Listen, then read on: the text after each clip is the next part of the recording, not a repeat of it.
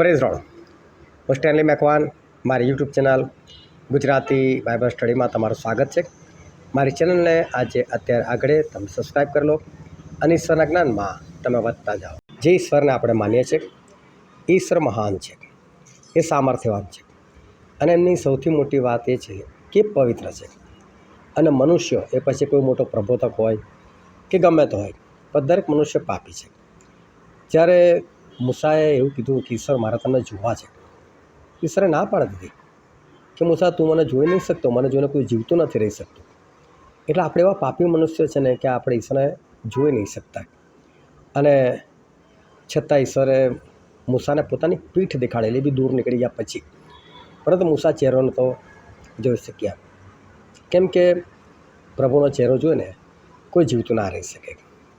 હવે દાનિયેલ પ્રબોધક, જબરદસ્ત પ્રબોધક કે જેમને પ્રભુ વિશે તેમના બીજા આગમનની પાક્કી તારીખ આપેલી કે હું આ દિવસે પાછો આવીશ, અંત સમયની બધી વાતો દેખાડી દીધી, અદ્ભુત સ્વપ્નોના રહસ્યો અને બીજાના આવેલા સપના પણ એમને દેખાડી દેતા હતા। પરંતુ એ દાનિયેલ જ્યારે આત્મામાં ઈશ્વરની હાજરીનો અનુભવ કરે છે ને, ત્યારે કહે છે કે મારા ઘૂંટણોમાં શક્તિ ના રહી છે। હજકીલ એવું કહે છે, એનો પહેલો અધ્યાયના 28મી કલમ, કે જ્યારે ઈશ્વર જુઓ છે ત્યારે કહે છે હું તો કે પડી ગયો, કે છે મારાથી ઊભો રહેવો એમ લાગે છે। યશાયા જ્યારે પ્રભુને જુએ છે એ પણ આત્મામાં, તો કહે છે હું તો અશુદ્ધ હોઠનો માણસ છું અને અશુદ્ધ હોઠના લોકોમાં રહું છું, કે છે। યુહાન જે પ્રભુ ઈસુના ખાસ શિષ્ય હતા અને જ્યારે કોઈ જમવા બેઠેલા ને ત્યારે પ્રભુ ઈસુ ખ્રિસ્તની છાતીને અડેલીને યુહાન બેઠેલા હતા, કેટલો નજીકનો સંબંધ।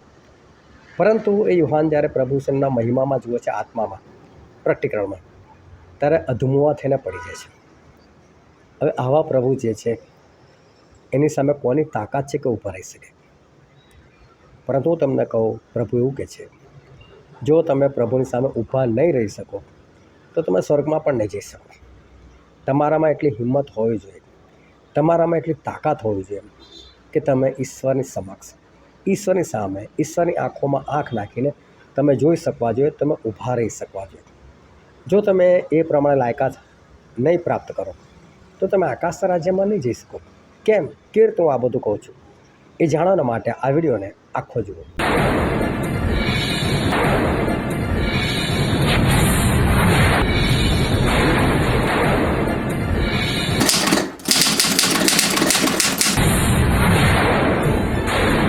આજે છે તારીખ 28 ઓગસ્ટ 2025। રોજ એ 10 સવાલ પૂછવામાં આવે છે અને એ 10 સવાલ કોઈ પણ બાઇબલના 4 અધ્યાયમાંથી હોય છે। સાથે સાથે 4 ઓપ્શન આપવામાં આવે છે અને તમારે સાચો ઓપ્શન અને બાઇબલની કલમ એ તમારે લખવાની હોય છે। અને આ એટલા માટે શરૂ કરવામાં આવેલું છે કે જેથી કરીને તમે બાઇબલના જ્ઞાનમાં વધો, કારણ કે પ્રભુનું વચન એવું કહે છે કે મારા લોકો જ્ઞાનના અભાવે નાશ પામે છે। તો તમે નાશ ન પામો, પરંતુ ઈશ્વર સમક્ષ હાજર થઈ શકો, સ્વર્ગમાં જઈ શકો, એના માટે આ એક સારો પ્રયાસ છે।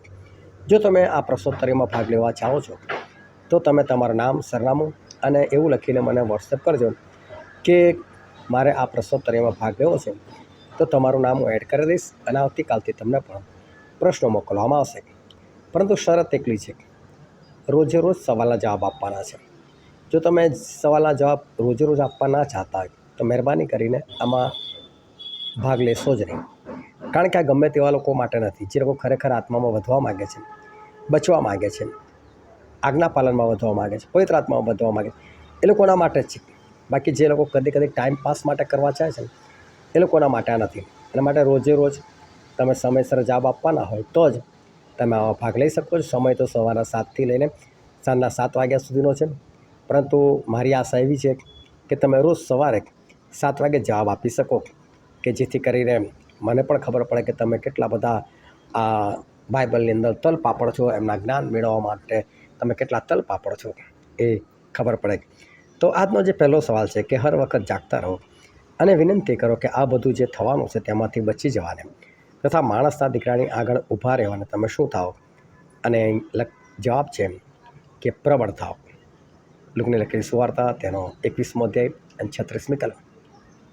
તો જો અહીં બાઇબલ એવું કહે છે કે તમે ઈશ્વરની આગળ ઊભા રહેવાના માટે પ્રબળ થાઓ, એનો મતલબ કમજોર ના બનો, જેમ બીજા સેવકો કમજોર બન્યા, પણ તમારે કમજોર નથી બનવાનું. તમે ઈશ્વરની સમક્ષ હાજર રહી શકો. ખબર, જે દિવસે પ્રભુનું બીજું આગમન છે ને, એ દિવસે લોકો ભાગશે પહાડો તરફ, ગુફાઓ તરફ, અને એને કહેશે તું અમારી પર પડને ભાઈ, એમને મારી નાખે. પણ ઈશ્વરથી અમને બચાય કે છે, આ જે હલવાન છે એનાથી અમને બચાય કે. કેમ એ લોકો ભાગે છે? કારણ કે લોકો આજ્ઞા નથી પાડી, એ લોકો પ્રભુના માર્ગમાં નથી ચાલે. તમે ક્યારે ઈશ્વરની આગળ ઊભા રહેવા માટે પ્રબળ ના હોઈ શકો કે જ્યારે તમે ઈશ્વરના વચન પ્રમાણે જીવન જીવ્યા નથી, ઈશ્વરના વચન પ્રમાણે તમે આજ્ઞાઓ પાડી નથી ત્યારે. બાકી જો તમે ઈશ્વરના વચન પ્રમાણે તમે ચાલો અને આજ્ઞાઓ પાડો તો પછી તમે બિંદાસથી ઊભા રહી શકો. સ્કૂલમાં ટીચર હોય, ગમે એટલો કડક હોય, પરંતુ તમે હોમવર્ક લઈને ગયા હોય તો વિદ્યાર્થીને બીક સારી, પરંતુ બીક ક્યારે લાગે કે જ્યારે હોમવર્ક નથી કર્યું. તો એ રીતે ઈશ્વરની તમને બીક ક્યારે લાગે? એમની સામે તમે ક્યારે ના ઊભા રહી શકો? ક્યારે તમે પ્રભુથી દૂર ભાગો કે જ્યારે તમે એમની આજ્ઞાઓ ના પાડતો. એટલે માટે હું તમને કહું છું કે તમે ઈશ્વરની કંઈક આજ્ઞાઓ પાડો કે જેથી કરીને પ્રભુ આવે ત્યારે તમે પ્રબળ હો કે તમે એમની સામે આસાનીથી બેસી શકો. બીજો સવાલ છે કે બરબ્બાસને છોડી દીધો, પણ કોને તેણે તેઓની ઈચ્છાને સ્વાધીન કર્યો? અને એનો જવાબ છે ઈસુને.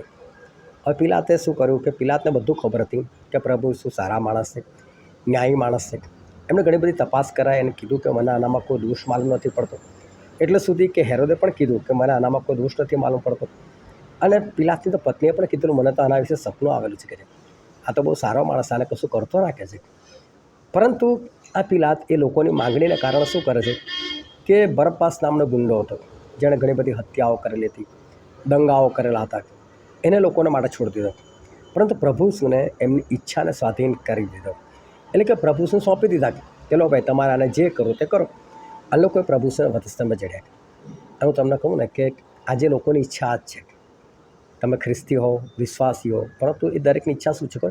પ્રભુ શુંને મારી નાખવાની ઈચ્છા છે. તમને અજાબ જેવું લાગશે કે તમે કેમ આવું બોલો છો, શું અમારી ઈચ્છા પણ પ્રભુ શુંને મારવાની છે? એનું કારણ છે કે તમે જે રીતે જીવવા ચાહો છો ને એ રીતે ઈશ્વર ના પાડે જીવવાનું. તમને તો ફિલ્મ જોવાનું ગમે, તમને તો મોબાઈલમાં ટાઈમ પાસ કરવાનું ગમે, તમને તો પ્રભુની સંગતથી દૂર રહેવાનું ગમે, તમને તો પ્રભુ ભોજનમાં એક રૂટીને એક પ્યાલો ના ગમે, તમને એઠું લાગે, તમને તો મિટિંગ લાંબી હોય, 1.5-2 કલાકનો મેસેજ તો અમને ના ગમે, જ્યારે પ્રભુને આ બધું ગમે છે. પણ તમે આ બધાથી દૂર ભાગો છો. એનો મતલબ શું છે કે તમે તો પ્રભુની હાજરી નથી ચાહતા.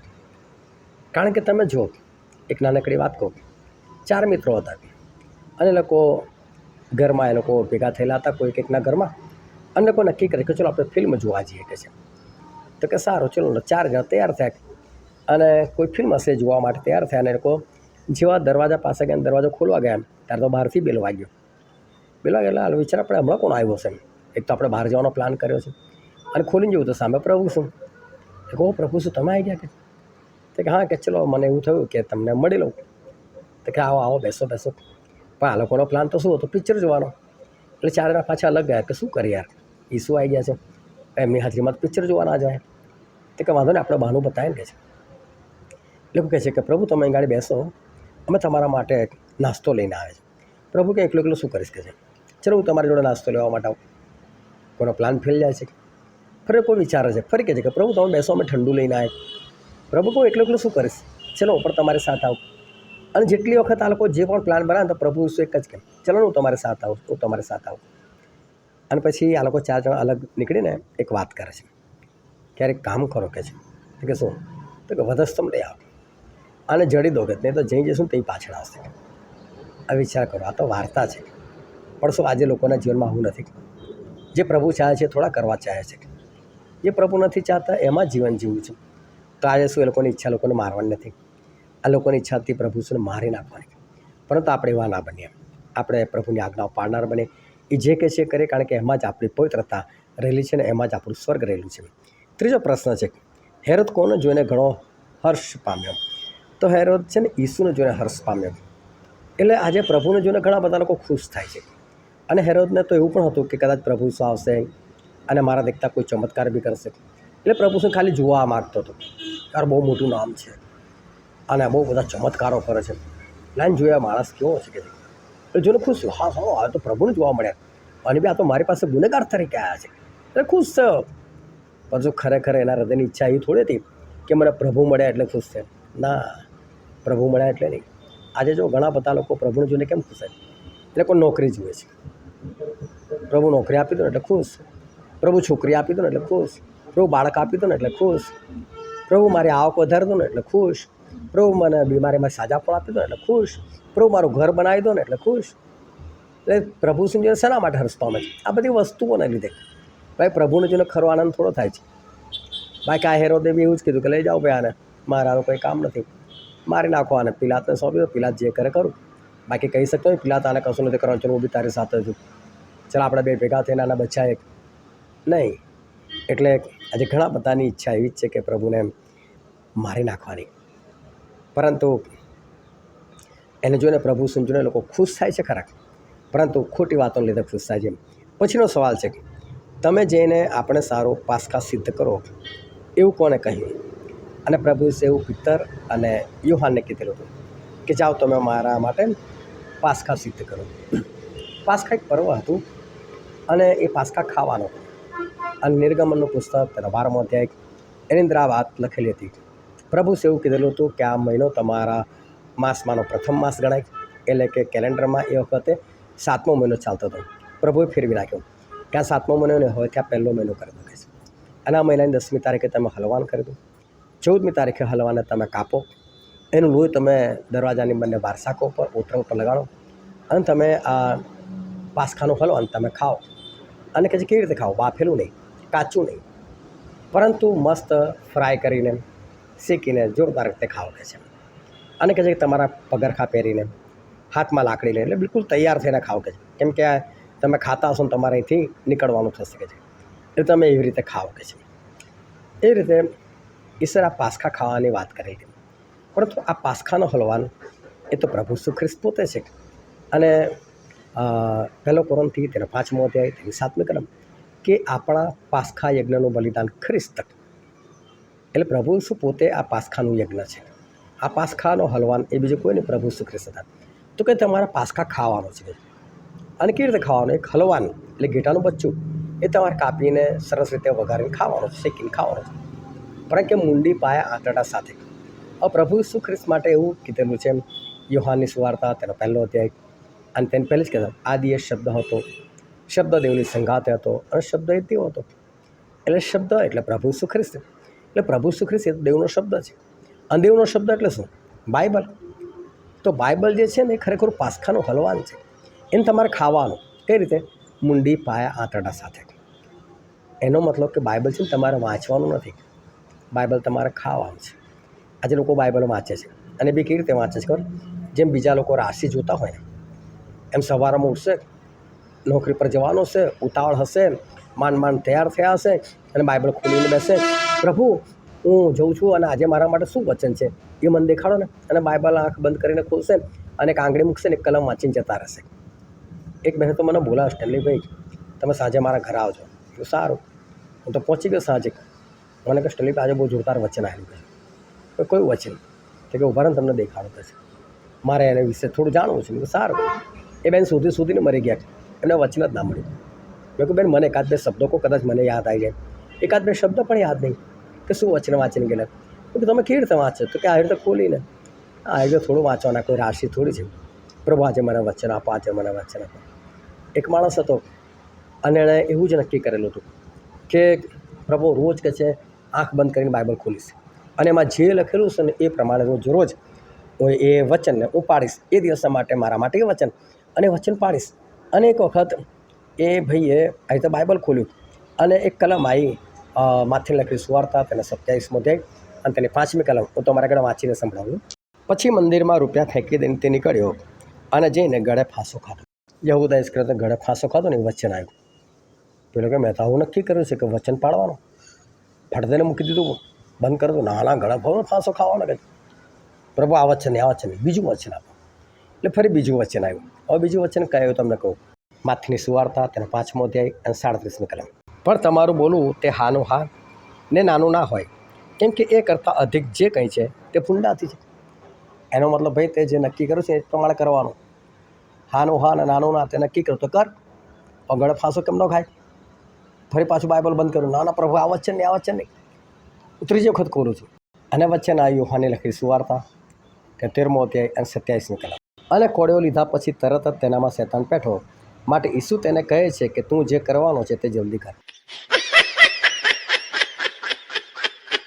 ત્રીજું વચન એવું, તું જે કરવાનું છે જલ્દી કર, કે તે તો નક્કી કરેલું કે જે આવશે એ પ્રમાણે કરીશ, તો કર કે છે.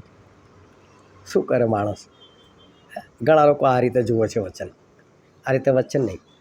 તમે ખાવાનું ખાવા માટે બેસો છો, તો દાળ ભાત શાક રોટલી છે, તો તમે એવું કરો ને, શાક છે ને ઝાપોટી જાઓ, દાળ પી જાઓ, પછી ભાત અને રોટલી ખાઓ. આવું કરશો તમે તો સિસ્ટમથી ખાઓ છો. કેવી સિસ્ટમ? કે શાક અને રોટલી અને પત્યા પછી તમે દાળ અને ભાત ખાઓ છો.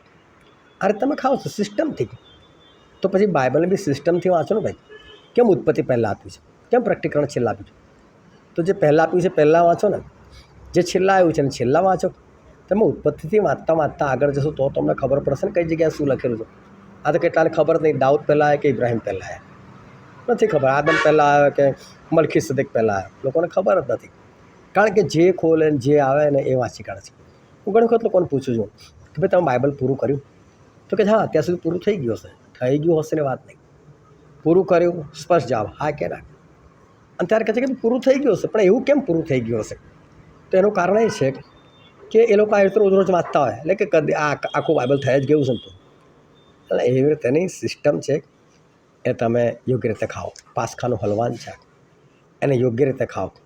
અને ખાઓ ને ત્યાં તમને ટેસ્ટ આવે. અને ટેસ્ટ આવે ને એટલે તમને વધારે ખાવાનું મન થાય. હા, શું લખ્યું? કાચું કે પાણીમાં બાફેલું નહીં ખાવાનું. એનો મતલબ બાઇબલ તમે વાંચો ને તો ગમે તેમ નહીં વાંચો ને ઉતાવળે. શાંતિથી બેસો. જ્યારે તમને સમય હોય ને અને ત્યારે તમે વાંચો છો, સારું છે. પણ કહું છું સમય કાઢીને શાંતિથી બેસો. ઉચાટમાં નહીં વાંચવાનું, શાંતિથી વાંચવાનું. બાઇબલ સમજીને વાંચવાનું, ટેસ્ટથી વાંચવાનું. અને ખરેખર તો બાઇબલ વાંચવાનું નહીં પણ ખાવાનું. એટલે તો પેલા સ્વર્ગદૂત યુહાનને શું કહે છે?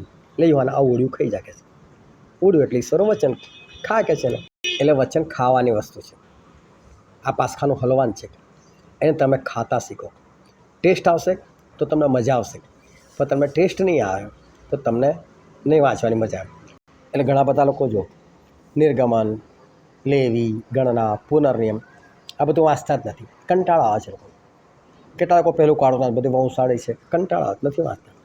પણ એ બધામાં રહસ્ય રહેલું છે ક્યાં ખબર છે. આના માટે તમે જ્યારે બાઇબલ વાંચો ને તો મુંડી પાયા આંતરડા સહિત બધું જ ખાવાનું છે. માટે બધું જ વાંચો, એમાં રહસ્ય રહેલું છે. તો 5મો સવાલ છે, ઈસુએ કોને કહ્યું મારા માટે રડો, પણ પોતાના માટે તથા પોતાના છોકરાના માટે રડો માટે? હવે મેં થોડો સવાલ ફેરવી નાખ્યો. ખરેખર પ્રભુ શું કહે છે કે એટલે કે મારા માટે ના રડશો, તમે તમારા માટે રડો, તમારા છોકરા માટે રડો. બધા પ્રભુ શું માટે રડતા હતા? શું થશે પ્રભુ શું? પ્રભુ શું સ્વર્ગમાં જ જવાના હતા. એ તો આપણા ઈશ્વર જ છે, એમને કશું નહોતું થવાનું. એટલે પ્રભુ કે મારા માટે નહીં, ભાઈ તમારા માટે રડો. એ તમે કઈ રીતે જીવન જીવો છો, તમારા છોકરાઓ કઈ રીતે જીવન જીવે છે. તમે તમારા પોતાના માટે રડો. અને ઈશ્વર માટે રડવાની જરૂર નથી. આપણે પોતાના માટે રડીએ અને આપણું જીવન આપણે સુધારીએ. પછી 6ઠ્ઠો સવાલ હતો, તે દિવસોમાં જેઓ ગર્ભવતી હશે તથા જેઓ ધવડાવતી હશે તેઓને શું? તે કે અફસોસ. તે દિવસોમાં એટલે જ્યારે વિપત્તિ કાળ આવશે, ખ્રિસ્ત વિરોધી ઊભો થશે, એ સમયે બાઇબલનું વચન એવું કહે છે કે જેઓ ગર્ભવતી હશે એ લોકોને અફસોસ. કેમ? પ્રભુએ કીધું જ્યારે એવું થાય ને ત્યારે તમે ભાગી જવાનું કહે છે. અગર્ભવતી બિચારી કેમ નહીં ભાગે? એ ગર્ભવતી તો ભાગી નહીં શકવાની, ભાગી ના શકે એટલે મરવાની. એટલે પ્રભુ કહે છે કે તમે જે ગર્ભવતી હશે ને એને તો અફસોસ કર્યો. અને બીજું લખેલું કે જે ધવડાવતી હશે તેને પણ અફસોસ. ધવડાવતી એટલે દૂધ પીવડાવનાર, એટલે કે જેના હાથમાં નાનું છોકરું છે, નાનું છોકરું લઈને કંઈ ભાગશે. અને પોતે શું આવડી છે, શું ભાગશે. એટલે કે આ લોકોનો નાશ થવાનો સંભવ વહેલો છે. પરંતુ ગર્ભવતીનો એક મતલબ બીજો પણ છે. હું તમને બાઇબલમાંથી દેખાડું. યાકૂબનો પત્ર તેનો પહેલો અધ્યાય 14મી કલમથી વાંચું છું. પણ દરેક માણસ પોતાની દુર્વાસનાથી ખેંચાઈને તથા લલચાઈને પરીક્ષણમાં પડે છે. પછી દુર્વાસના ગર્ભ ધરીને પાપને જન્મ આપે છે, અને પાપ પરિપક્વ થઈને મોતને ઉપજાવે છે. તમારી ઈચ્છાઓ, અભિલાષાઓ, અને ખાલી ઈચ્છાને અભિલાષા નહીં, પ્રબળ ઈચ્છા. જ્યારે ઈચ્છા બહુ પ્રબળ થઈ જાય, ના જોઈએ જોઈએ જોઈએ જોઈએ જોઈએ. તમે મોબાઈલ જોવે છે ઠીક છે, પણ આ જોશે જોશે જોશે જ, આ પ્રબળ ઈચ્છા કહેવાય. કે કોઈ વસ્તુ વગર તમને ચાલતું જ નથી, જોઈશે તાત્કાલિક જ જોઈશે, એને કહેવાય પ્રબળ ઈચ્છા. કે એના માટે તમે તન તોડીને મહેનત કરો છો, મારું પોતાનું ઘર હોવું જોઈએ, એના માટે તમે રાત દિવસ એક કરો છો, મહેનત કરો છો, આમ તેમ ફલાણું ઢીકણું. એ તમારી પ્રબળ ઈચ્છા છે. આ પ્રબળ ઈચ્છા શું કરે છે ખબર? એ કહે છે કે ગર્ભ ધરે છે અને પાપનો ગર્ભ ધરે છે. એટલે જે ગર્ભવતી છે ને એનો અફસોસ. એટલે કે જેના જીવનની અંદર એન્ટિક્રાઇસ્ટ ઊભો થઈ જાય, પવિત્ર આત્માનું કામ બંધ થઈ જાય, ત્યારે પણ જે ગર્ભવતી હોય, એટલે કે જેના જીવનની અંદર પાપ હોય, એમ તો અફસોસ, એ તો સ્વર્ગમાં જઈ જ નહીં શકો. અને જે ધવડાવતી હોય તો એનો બી આત્મિક અર્થ છે બાઇબલમાંથી વંચાવતું. 1 કોરિન્થી 3 અધ્યાય 1 કલમથી. ભાઈઓ, જેમ આધ્યાત્મિકોની સાથે વાત કરું તેમ તમારી સાથે હું વાત કરી શક્યો નહીં, પણ જેમ સાંસારિકોની સાથે, એટલે જેમ ખ્રિસ્તમાં બાળકોની સાથે, તેમ મેં વાત કરી. મેં તમને દૂધથી પાળ્યા છે, અન્નથી નહીં, કેમ કે હજુ સુધી તમે સમર્થ નહોતા અને હમણાં પણ સમર્થ નથી, કેમ કે તમે હજી સાંસારિક છો, કેમ કે તમારામાં ઈર્ષા તથા કજ્યા છે. માટે શું તમે સાંસારિક નથી અને સાંસારિક માણસોની પેઠે વર્તતા નથી? જ્યારે તમારી અંદર પાપ છે અને તમે આગળ નથી વધતા, તો તમે દૂધ પીતા બાળકો છો. અને જે લોકોને દૂધ પીવડાવે છે એવો પાસ્ટર, એટલે એક તો એવા લોકો કે પાઉલ પ્રેરિત ખાલી દૂધથી નહોતા પાડતા, પાઉલ પ્રેરિત આગળ પણ વધારતા હતા. પરંતુ માણસ જ્યારે આગળ જ ના વધતો હોય ત્યાં તમે દૂધ જ પીવડાવવાની જરૂર છે. નવો આ છે, દૂધ જ પીવડાવવાની જરૂર છે. એ જો ખ્રિસ્તમાં બાળક છે એટલે દૂધ પીવાની જરૂર છે. તો આવો જે પરિપક્વ નથી થયો બાળક છે, એટલે એનામાં તો ઈર્ષા છે, કજ્યા છે, કંકાસ છે. એ તો માણસ નાશમાં જ જવાનો. અને જે પાસ્ટર, ખાસ તો એ લખ્યું કે જે ધવડાવતી હોય એને અફસોસ. તો જે પાસ્ટર ખાલી દૂધ જ પીવડાવે છે, આ જો મોટા મોટા પાસ્ટરો, ઈશ્વર તમને આશીર્વાદ આપે છે, ઈશ્વર તમારું દેવું દૂર કરી નાખશે, ઈશ્વર તમારો ધંધો ચલાવશે, ઈશ્વર તમને ઘર અપાવશે, ઈશ્વર તમને વિઝા લગાવી આપશે. પણ બસ આ જ વાત, કોઈ એવું નથી કહેતું ઈશ્વર જેવા પવિત્ર છે ને તેવા તમે પવિત્ર થાઓ, તો કોઈ શીખવાડતું જ નહીં. આ જે ખાલી દૂધ શીખવાડે છે ને એ બધા પાસ્ટરોનો અફસોસ, કારણ કે એ લોકોની પાસે એક પણ આત્મા જીતેલો નહીં હોય. એ લોકો પણ છેલ્લા દિવસે નરકમાં જશે. એટલે પ્રભુ કે છે આ જે ધવડાવતી હોય ને એ લોકોને અફસોસ. પછીનો સવાલ છે, શેતાને શાની પેઠે ચાળવા સારું? તમને કબજે લેવા માંગ્યા, અને છે ઘઉંની જેમ ચાળવા માટે છે ને ચારણી જોઈએ. શેતાને પ્રભુ શું એવું કીધું કે મારે આ તારા શિષ્યોને ચાળવા છે કે છે. એટલે છે ને ઘઉં બે પ્રકારના હોય. બે પ્રકારના એટલે શું? તમે ઘઉં લેવા જાઓ ને તો અત્યારે તો બધું કેમેરા ક્લીન આવે છે એટલે કોઈ સાફ નથી કરતું. બાકી પહેલાં તો છે ને લોકો ઘઉંની સિઝન આવે ને એટલે ઘઉં ભરે એટલે એને ચાળવા માટે બેસે. અને ચાળવા માટે બેસે ને તો અમુક ઘઉં છે ને એ બરાબર ફૂલિયા ના હોય, પરિપક્વ ના થયા હોય, પાતળા હોય. ચાણામાં ચાળે ને તેમાંથી બધા નીકળી જાય. અપિત્તર, યોહાન, યાકૂબ, આ બધા છે ને શિષ્યો એ વખતે પરિપક્વ નહોતા જ્યાં સુધી પ્રભુ હતા ત્યાં સુધી. એ લોકોમાં ઈર્ષા, અદેખાય, મોટું કો, ફલાણું ટુકડા બધું જ હતું એ લોકોમાં. પિત્તર તો 3 વાર નકાર કરીને બેઠેલા હતા. આ બધા લોકો હતા. આ બધા કમજોર, આત્મામાં કમજોર હતા એ લોકો. આ બધાને ચાળે તો બધા નીચે નીકળી જાય કચરામાં. અને કચરો તો છે ને બાળીને ખાવાનો છે. એ ભૂસું તો આગમાં નાખવાનું છે. ભૂસું એટલે ભૂસા જેવા લોકો, જે લોકો નર્કમાં નાખવાના છે એ લોકો. પણ પ્રભુએ કીધું કે હું નહીં આપું કે તને ચાળવા માટે, એ તારું કામ છે. એટલે કે શેતાને તો ચાળવા માટે ચાહ્યા કે છે. એટલે શેતાન છે ને આવું કરે એટલે ઈશ્વરને દેખાડજો આ તારા લોકો ક્યાં કમજોર છે, તું તારી પાછળ આવી મહેનત કરે છે. પણ તો આપણે દ્રઢ થઈએ, મજબૂત ઘઉં બને. પરંતુ પ્રભુ પછી પિત્તરને કહે છે કે પિત્તર, તારા પાછા ઉઠ્યા પછી તું લોકોને બચાવજે કે છે. પાછા ઉઠ્યા પછી એટલે પ્રભુને ખબર હતી કે આવા 3 વખત નકાર કરવાનો છે. પણ કે વાંધો તને અત્યારથી જ માફ કરું છું, પણ તું લોકોને સાચવજે કે છે. એટલે આપણે ઘઉં છે પરંતુ આપણે મજબૂત બનીએ. પછીનો સવાલ છે 8મો, જો તેઓ લીલા ઝાડને આમ કરે છે તો કોને શું નહીં કરશે? એટલે કે એનો જવાબ છે સૂકાને. પ્રભુ શું પોતાને લીલું ઝાડ કહે છે. હવે ઝાડ જે છે ને એના લાકડા બાળવા માટે કામ લાગે. એટલે ગાડી એ સંદર્ભમાં લખેલું છે કે લીલા લાકડા હોય ને કદી બળતા નથી, એને સૂકવવા દેવા પડે. એટલે લીલું લાકડું છે ને કદી કોઈ ચૂલામાં નાખે જ નહીં. ખબર છે કે આ લીલું છે, ખોટું ધુમાડો કરશે અને બળીને ખોટી મારી મહેનત થશે ને આંખો મારી બળશે, એના કરતાં આ જોઈએ જ નહીં. એટલે પ્રભુ પોતાને લીલું ઝાડ કહે છે. એટલે કે લીલું ઝાડ એટલે લોકોને બાળી ના શકે એમ, એને ખતમ ના કરી શકે. પણ કે આ લોકો તો લીલા ઝાડને નથી છોડ્યું, તો તમે જો સૂકા ઝાડ તો અમારું શું હાલત કરશે? એટલે આપણે બધા છે સૂકાયેલા ઝાડ છે. જો લીલા ઝાડને આ લોકોએ મારી નાખ્યું તો આપણી હાલત શું થશે? આપણને બી મારશે. પણ એવા સમયે તમે દ્રઢ થાવ, મજબૂત થાવ કે જેથી કરીને તમે આકાશ રાજ્યના તમે વારસદાર થઈ શકો. પછીનો સવાલ છે 9મો, પ્રભુ હું તારી સાથે બંદીખાનામાં જવાને તથા મરવાને પણ તૈયાર છું, આવું કોણે કીધું? અને છે પિત્તર. તો પિત્તર છે ને પ્રભુ શું કહ્યું, પ્રભુ તો તમારા માટે મરવાને તૈયાર છું, તમારા માટે જેલમાં જવા માટે તૈયાર છું. એટલે હોશિયાર. આજે ઘણા બધા લોકો મોટી મોટી વાત પડશે ને એવા દેવાશે, અરખી સુરત આવશો તો આમ કરી નાખીશ તેમ કરે, કશું નહીં થવા. હવા નીકળી જાય ભલભલાની. પિત્તરની હવા નીકળી ગઈ કે નહીં? બાકીના શિષ્યોની બી હવા નીકળી ગઈ કે ના ભાગ્યા કે નહીં? કશું જ નથી થવાનું. મજબૂત અત્યારે થાવ. બાકી તમે એવું વિચાર ને એ દિવસ હું આમ કરી નાખીશ તેમ કરીશ તો કશું નહીં થાય. આજથી મજબૂત બનો.